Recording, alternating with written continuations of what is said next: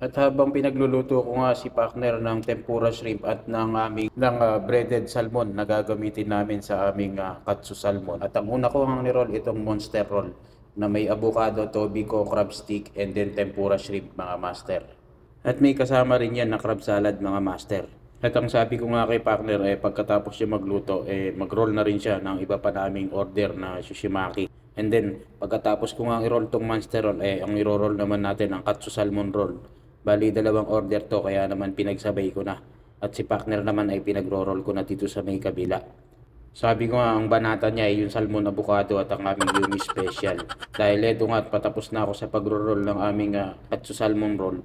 Sabi ko, dito naman ako sa kabila, magpalit tayo ng pwesto dahil be-breading ko pa nga itong aming katsu salmon.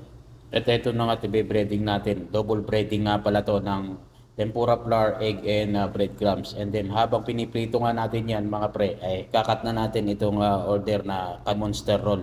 Para pagkatapos natin itong i-portion na tikat, kasunod na niyan itong ating katsu salmon. Kaya naman nag-prepare na ako ng tissue para ma-drain pa ng konti ang mantika niya. Then kakat na rin natin yan sa 5 pieces dahil malaki nga itong aming katsu salmon roll.